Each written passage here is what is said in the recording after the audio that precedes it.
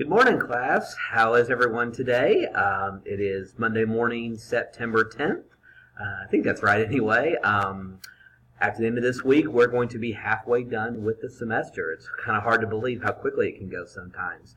But I want to first off thank everybody for all your hard work so far. I've really enjoyed reading your posts on the message boards. I love how you really play off each other and how you really take the analysis even deeper with each response. I've been very impressed with that, so thank you for all your efforts for that.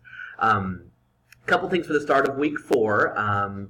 The regular assignments are posted, which includes a quiz and a couple other things, so make sure you're completing those, and it looks like everybody's been doing those quite well.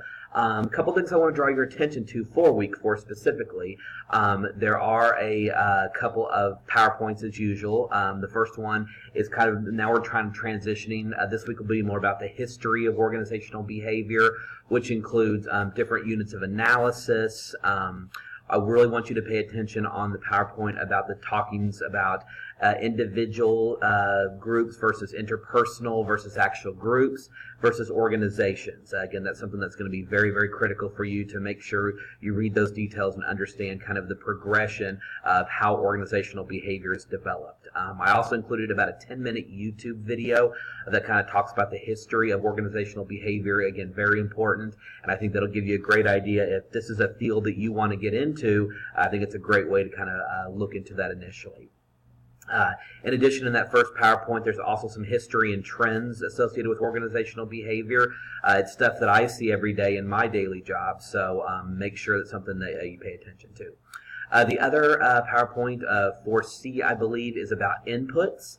And again, it's a short PowerPoint, but it's very important for you to understand truly what inputs are. And really, inputs can be anything. Raw materials, cash, education, anything that an organization puts into an organization to help it succeed, that's an input. I mean, that's really about as simple a definition as you can get. So, again, I think it's probably of the 5 L areas, it's probably the most easiest to understand in the OSM model.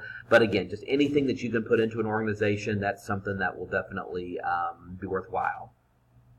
Again, the rest of the module is pretty self-explanatory. There's one podcast that you'll be able to listen to, and then a couple other things that I think will help kind of make the materials this week much more interesting.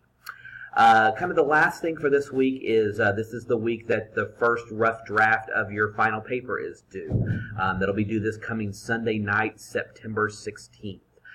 Included in the instructions are listed in the module, but just so you know, you will need a title page. You will need an introduction. You'll need a history of your company, whichever company you choose, and then one element of the OSM process. So whether that's inputs, outputs, throughputs, just one of the 5. You don't have to include all 5. If you want to include more than 5, if you already have your paper written, feel free to submit it. I'm only going to read the first one. So if you've done inputs and outputs, if inputs is first, that's the only one I'm going to read. So it's whatever one you have listed first, that's the one that'll be graded. You're just required to do one at this time. And then finally, you'll need 4 references that you've used to research your paper.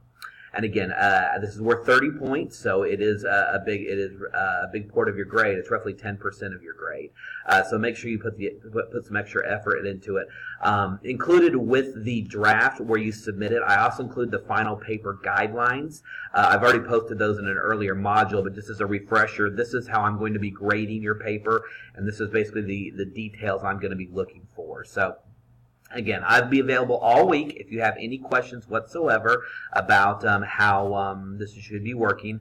But most importantly, keep doing what you're doing. I've been very impressed so far. If you have any questions, let me know. Have a great week, everybody.